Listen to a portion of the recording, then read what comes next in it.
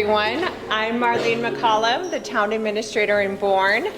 Thank you for joining me today to celebrate these towns' dedication and hard work towards meeting the goal of becoming a green community.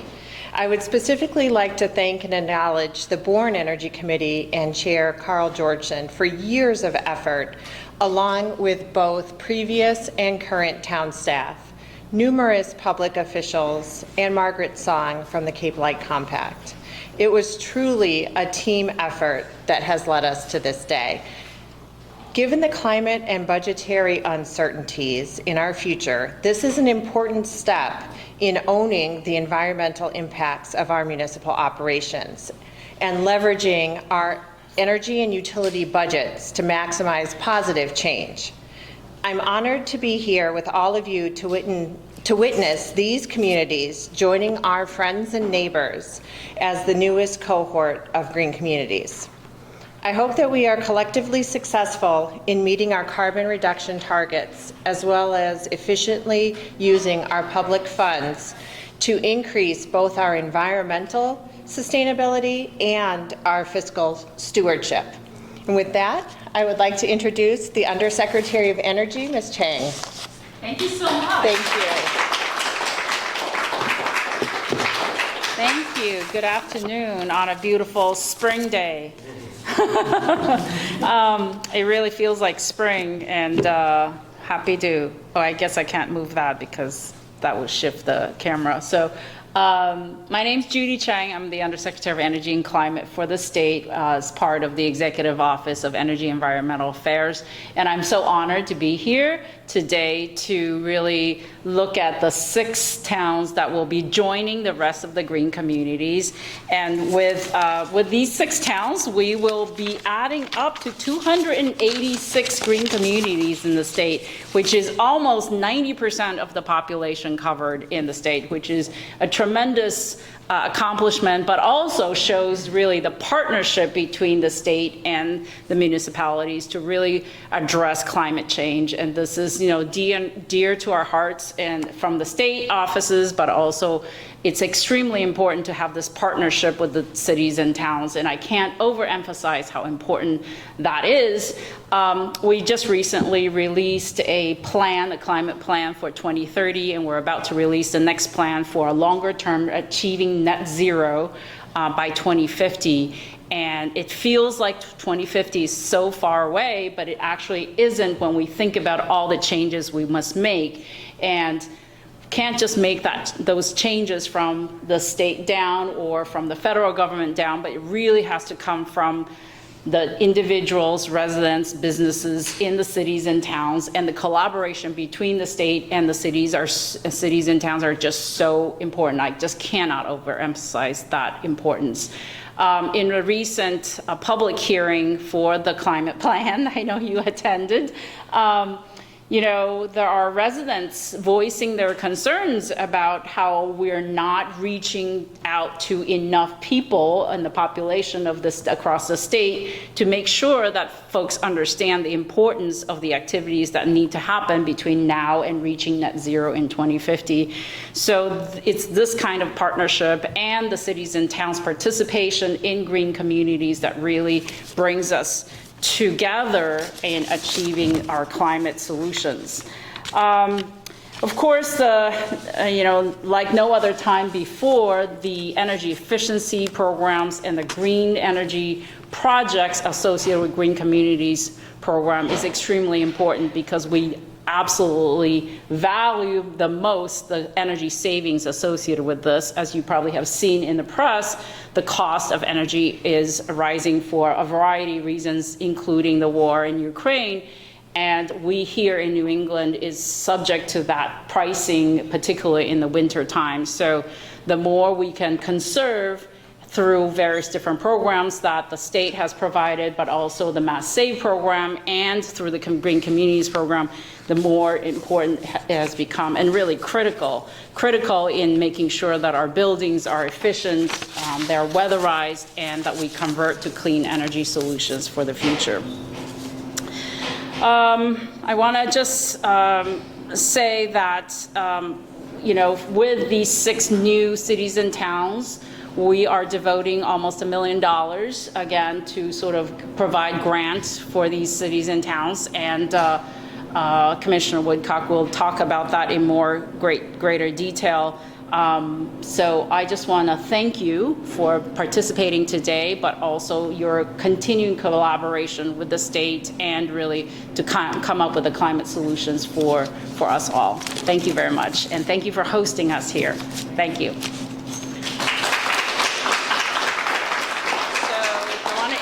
Commissioner Woodcock. He is our Commissioner for Department of Energy Resources, which is the administrator of the Green Communities Program. Thank you. Well, thank you all, and thank you, Judy. Judy Chang, those who have not had the opportunity, built up a national reputation here in Massachusetts, and now to bring that caliber of work for the state. It's been a pleasure working with Judy over the last 2 years now, which is really incredible. What a momentous day to be here. This is, as we designate these 6 additional communities, we are commencing the Conference of the Parties at the UN in Egypt today.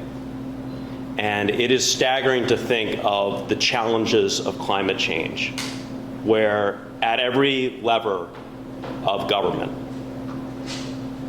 local, state, federal, international, there is no margin for error. If one of those areas fails, we will not meet the demands to have a safe and prosperous environment for future generations. It's this type of model that is a template between the state and the local communities through the Green Communities Program that is a template for partnerships. Governor Baker and Lieutenant Governor Polito have always, since day one, focused on local partnerships. That's coming from municipal leaders that they were in their previous roles. But I have been struck how many times I am going to other states, other conferences, where the recognition of how do you make green communities work and how can we do this in our state. And it starts with state support, resources, a big check today, which is exciting, but it's also planning. It's long-term planning horizons of looking at the vehicles, the municipal buildings, and partnering with local communities to focus on the 2050 goals. I did want to say a few recognitions if everyone is here. I don't believe that Representative Exeros is here. Is that right? No. But I did want to make a thank you for hosting us here at the beautiful Bourne. I have a special connection. One, my namesake, Patrick Carlin, worked on the Bourne Bridge. And it's family lore that there is a placard with his name. So I'm always with my children. We can never stop to go look at the placard. But I did, there was an energy conference here, and I was like, I'll have to take a picture for my grandmother. And I start marching over the bridge, and you know, it's a beautifully designed bridge, but not perfect for pedestrians, and looks a little odd when you're walking up. And of course, I get a call when I'm in the middle of the bridge from somebody at the energy conference saying, "Patrick, do you need to talk?" they were unclear why I was headed up to the Bourne Bridge. But it is amazing to think what this region is doing right now. The Vineyard Wind Project under construction now, and the leadership of this local community throughout the Cape to embrace that project. I think other regions would not see the opportunity that the Cape has seized, and we're very excited that in just 2 months, Vineyard Wind will be taking the New Bedford Commerce Terminal over for a lease for the largest initiation of the largest North American offshore wind farm that will be in service in a couple years. I also wanted to note Michael Holcomb. Is he here today? Yes, please, from Senator Sears' office. If you could just stand and be recognized, please. Senator Sears has been a tremendous ally on all offshore offshore wind and has spoken passionately on the Senate floor about offshore wind and the opportunities for this region. And is it Kaylin Hilliard? Yes. Kaylin is with Representative Sarah Peak, who represents Eastham. And I also wanted to make sure that we recognize the municipal officials as they come. I guess a few other comments of why today's designation is so important. How much better does this map look with these communities colored in? It's been, when I first arrived working for Governor Baker and Lieutenant Governor Polito, the Lieutenant Governor was not satisfied with the map when she first started. And I love to see this shade of green. I hope it signals the amount of passion that these communities will have for being a green community member. But moreover, I have to say it is a welcome moment when you see the Ukrainian situation, the implications on our energy market today, to come in and have a celebration. This is going to be a challenging winter. It's going to be challenging years ahead. And to focus on the strategies that reduce our consumption of fossil fuels, save municipal budgets, and reduce our dependence on these petro dictatorships that really highlight the power of our addiction to fossil fuels. There is nothing more than we can do to look at the electric vehicles for municipal fleets, looking at modern heating equipment to move forward with air source heat pumps or ground source heat pumps, and take a long-term strategy of creating a clean energy future right in this municipality. I couldn't be more pleased to be a part of this effort, but it is not without the team that we have at DOER that makes it possible. That's run by Joanne Bassetta, who's the director of the program. She's been a long-term leader of the program, and to have the local leadership as well with Lisa here today as well. Thank you. I'm going to stop my assessment, and then we are going to turn over to Joanne to lead some of the designations. But I will stop there and thank you for all your leadership in making these green community designations happen. Thank you.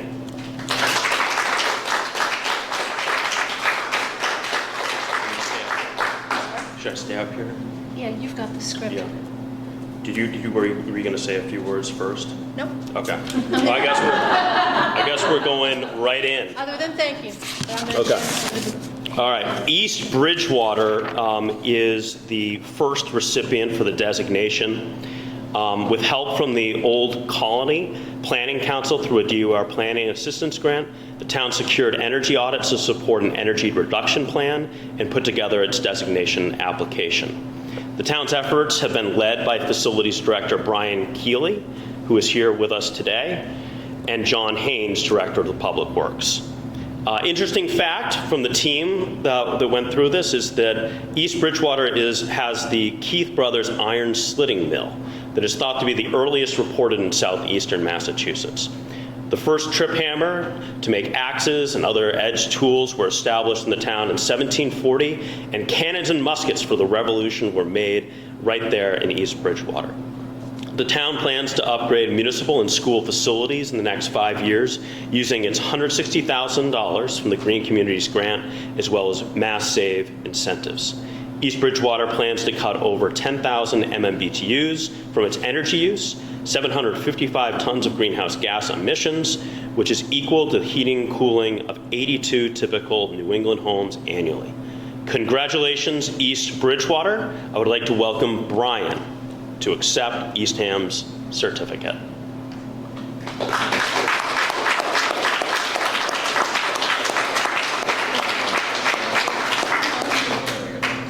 He said it all.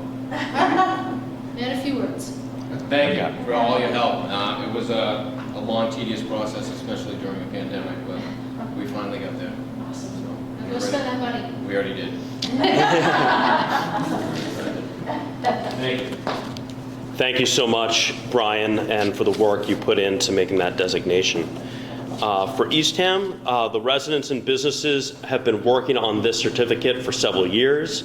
With its neighbors in Provincetown, Truro, and Wellfleet, Eastham participated in the Outer Cape Solarize Plus initiative that promoted home energy audits, solar PV assessments that reduced the collective price of solar installations throughout the community. To this day, volunteers in Eastham continue to collaborate with their Outer Cape partners on these important issues. It is with great pleasure we can announce today that they joined the ranks of a designated green community. With the assistance of Cape Light Compact, Eastham identified projects that reduce electricity and natural gas use, as well as gasoline and diesel savings, but replacing fleet vehicles with hybrid and electric models. The town anticipates energy savings of over 2,200 MMBTUs annually once its energy reduction plan is implemented. This is the equivalent of removing 356,000 tons of greenhouse gas emissions. The town's $139,000 designation grant will help them continue its clean energy journey. Congratulations, Eastham. Eastham's designation is led by Rich Bienvenu. Did I get that? Assistant Town Manager. Please, Rich, come and accept the certificate. So no one from East Bridgewater, Eastham will be here today. Okay. We will get them their certificate. Yes. We will move now to Edgartown. Edgartown's Energy Committee and others have been actively providing solutions to clean energy and climate concerns for years. Going back to 2014, 2 solar farms have been generating enough electricity to power the equivalent of 700 New England homes annually and have generated over $1 million in income for the town. Edgartown's designation effort has been led by Alan Strahler, chairman of the Energy Committee. More recently, EV charging stations installed in June have been heavily utilized by residents and visitors, resulting in greenhouse gas reductions on island. And in 2021, town meeting passed a 100% renewables resolution, which established a goal to reduce the use of fossil fuels by 50% by 2030 and 100% by 2040. Edgartown is also in the final planning stages of a solar PV plus storage, be critical for the island on its closed landfill with an estimated 4.7 gigawatt hours of electricity and will be addressing peak demand issues. The town decided it was time to address energy and greenhouse gas emissions that result from municipal operations by this green communities designation. Edgartown intends to use the $132,000 grant to address its inefficient buildings and facilities and reduce the reliance on fossil fuels. By implementing its 5-year energy reduction plan, the town estimates it will save over 3,400 MMBTUs of energy and reduce its greenhouse gas emissions by 270 tons annually. Well done, Edgartown. I would like Alan to come and accept the certificate, and please say a few words if you would care to. Thank you.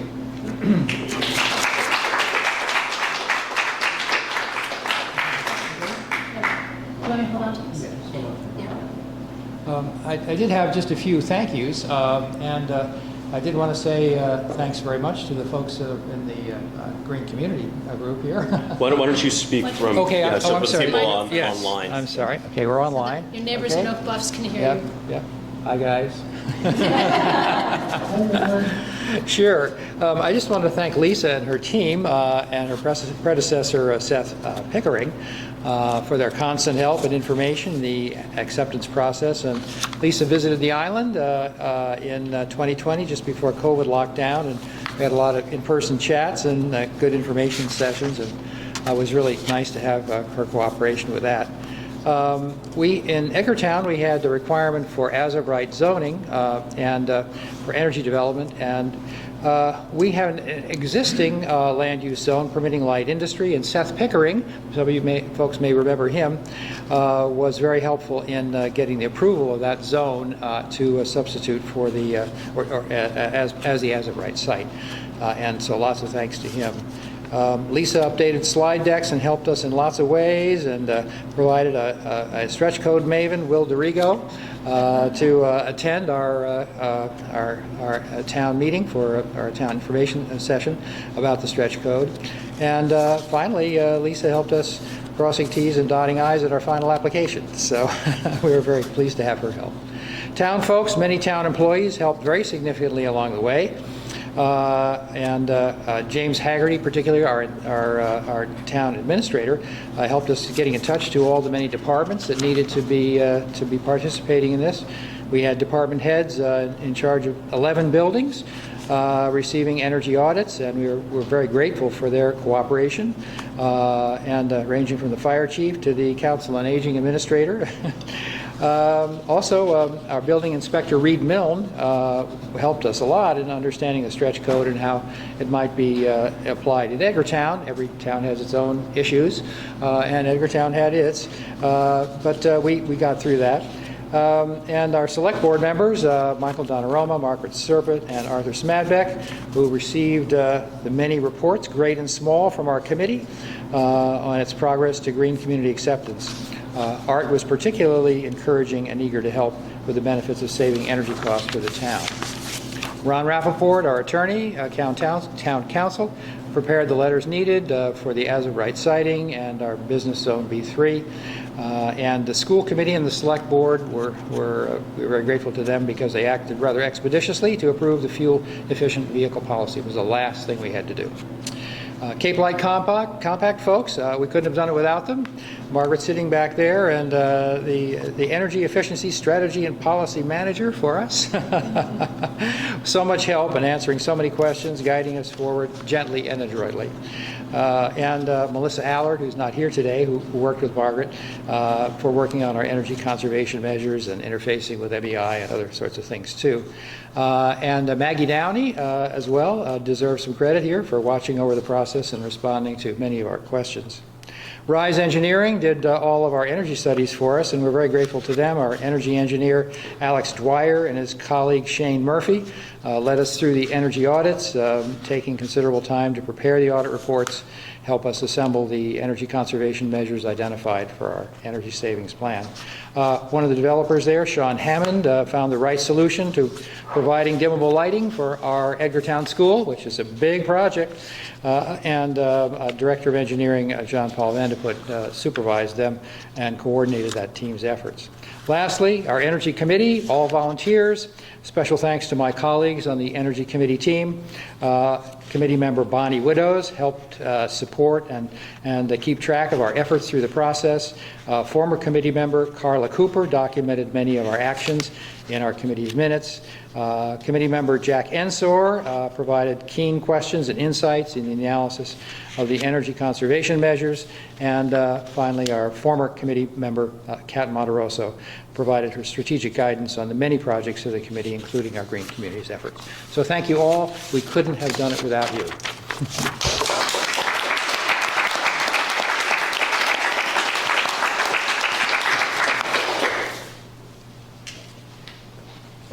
Do I get to take my plaque now? Got to get the plaque, yep. Okay. Don't forget to take your road signs. Oh, okay. So make sure you get those. All right, I'll do that too. Well, thank you, Alan. You have been busy out on the island and making what a tremendous spot that much more livable for that community. So thank you on behalf of the Baker-Polito administration.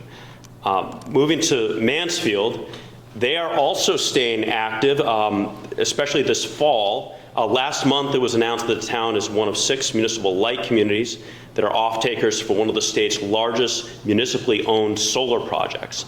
Is a member of the Massachusetts Municipal Wholesale Electric Company, the entity that helped orchestrate the nearly 7-megawatt project.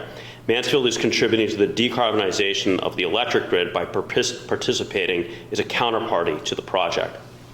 In addition, Mansfield Municipal Electric Department has partnered with Quick Chevrolet to offer residents a discount when they purchase a Chevy Bolt.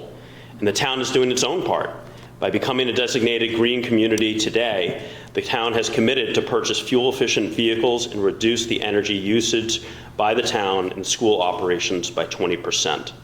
Developed with the help of the Southeastern Regional Planning and Economic Development District, The town's energy reduction plan will lead to over 20,000 MMBTUs in energy savings and over 1,300 tons of GHG emission reductions. That is the equivalent of taking 284 cars off the road.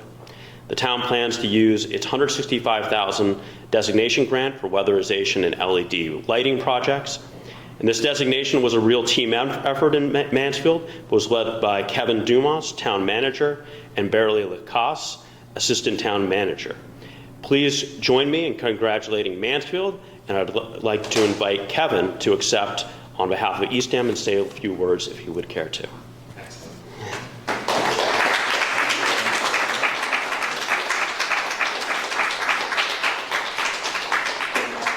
Sure.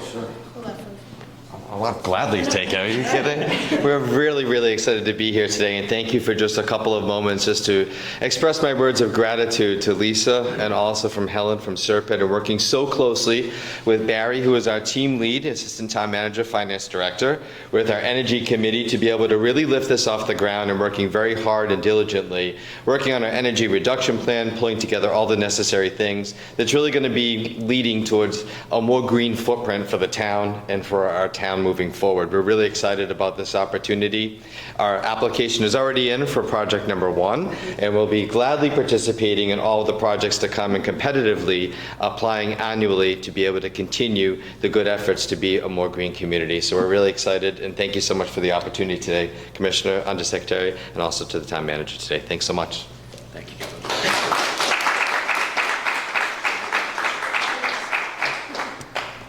Oak Bluffs. Like its island neighbors, Oak Bluffs has had an active group of residents and officials working to mitigate and adapt to climate change. At a town meeting last year, it passed a 100% renewables resolution with a renovated town hall slated to become an all-electric building that will be heated and cooled exclusively by heat pumps. Oak Bluffs has multiple solar installations on town and school rooftops and plans for a solar array on its closed landfill. Becoming a designated green community is a logical next step. And with the help of the Cape Light Compact, energy assessments were completed on town facilities, and the town devised an energy reduction plan that, once carried out, will reduce Oak Bluffs over 5 years by 3,400 MMBTUs and 270 tons of greenhouse gas emissions annually. Thank you very much for all your efforts. They will be receiving a designation award of $144,000. Oak Bluffs has a very active energy committee that made this designation possible. That was led by Bill Cleary, Marilyn Miller, Craig Saunders, Richard Toole, Simon Shapiro, Peter Melanie, and Diane Alley. Congratulations, Oak Bluffs. I don't believe we have a No, but they're on screen. on screen. So you can unmute Bill, unmute right there, and then they'll say a few words. Modern technology. There we go. Okay, would you like to say a few words? Can people hear me? Or? Yes. Okay, this is Bill Clary with Oak Bluffs. I'd like to thank the Commonwealth for support of such an important program as this. I'd like to thank Lisa, our regional director, as well as Margaret Storm for Cape Light Compact. Without the two of them and Marilyn, this never would have happened, I'll be honest with you. I'd like to take the time to thank my team, town management, and the voters of Oak Bluffs for supporting this initiative. I believe the awareness that this initiative will create is going to be a huge benefit to our town and its residents. We're really excited to be part of the Green Communities program, and again, thank you for all for your support. If Alan doesn't mind, he can bring our certificate back for us. Just don't give him the check.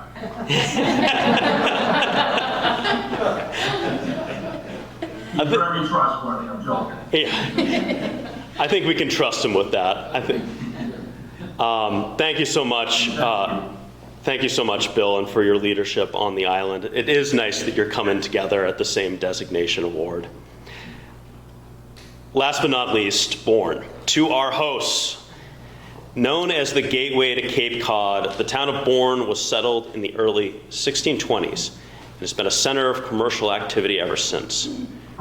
With the Cape Cod Canal going through the town, there are numerous opportunities for boating and fishing among the canal. And one can't help notice, as I was turning on my favorite Cape Cod radio station, seeing the spinning wind turbine driving south, it is an indication of Bourne's commitment to a clean energy future. The town first became interested in becoming a green community in the spring of 2020, led by the Energy Advisory Committee, Carl Georgeson, Janice Marks, Cheryl Cohn, and Richard Schofield. The town was assisted by the Cape Light Compact to help craft the town's energy reduction plan. In addition to pursuing the Green Communities designation, the town is engaged in an energy savings performance contract that will help fund and retrofit municipal and school facilities. All told, when Bourne completes its 5-year energy reduction plan, it will reduce its energy use by over 11,000 MMBTUs and cut greenhouse gas emissions by nearly 800 tons, which is the equivalent of taking 155 cars off the road. A community solar field opened in the fall of 2015 to provide participating local businesses and residents with the opportunity to save on their electric bills and have access to clean, renewable energy. Additionally, as part of the project, IGS and the primary customer in the program, the Bourne Recreation Authority, have signed a long-term agreement to provide clean energy to the John Gallo Ice Arena. With a designation grant of $170,000, the town is looking forward to upgrading heating and cooling systems in its municipal and school buildings. Please join me in recognizing the effort of the town of Bourne as a newly designated green community. I'd like to welcome Marlene back to accept Bourne's certificate.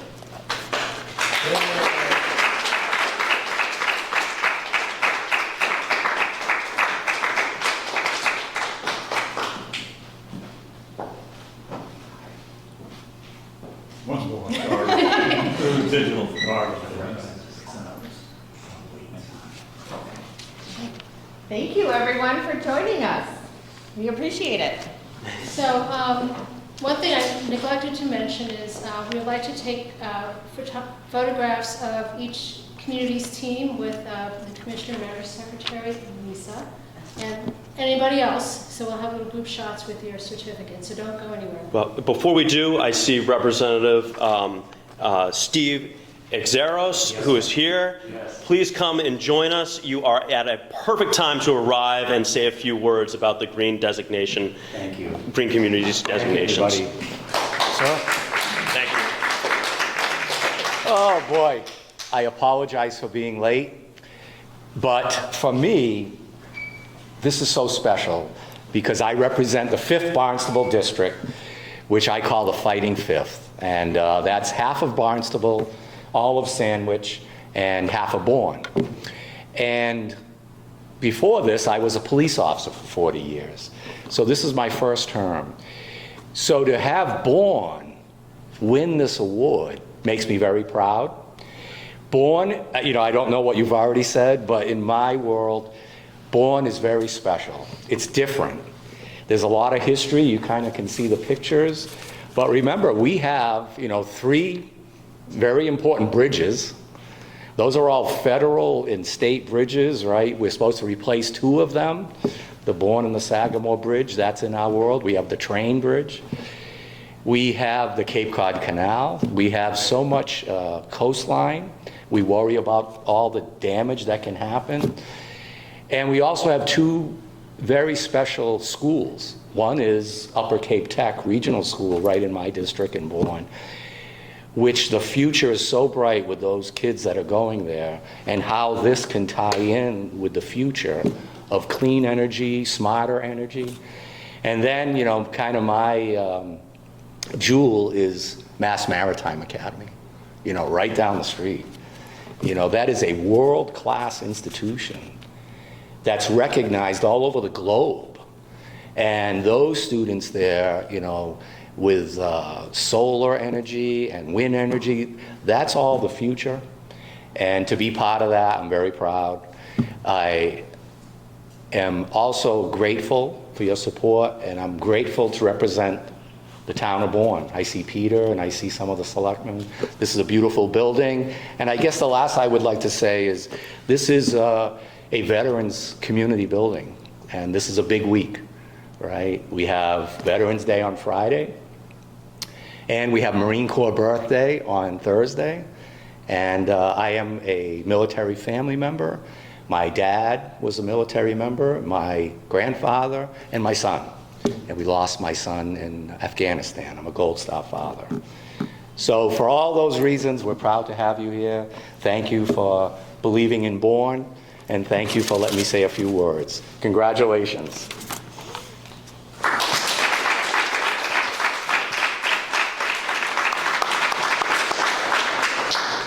Well, thank you so much for joining us, Representative. It is an amazing partnership between the state government, the legislature in making these programs possible. I do want to just remark that, climate change, energy policy, the headlines are sometimes challenged right now. And as we come through the Conference of the Parties starting today in Egypt, the action to meet the challenge of climate change takes millions of small decisions. And we're making one here today at the municipal level. And it's small. But unless we make these decisions, we won't start having the headlines of progress. We've made progress. You can see the map on Massachusetts. It's grown. We'll need to build on that leadership. But today we're adding to a partnership where we start focusing on long-term planning for a clean energy future for the students the representative spoke about. I want to thank everybody for joining us. And again, I think we're going to do one picture with the whole crew. Is that right, Joanne? Okay. Thank you all. Appreciate it. Thank you.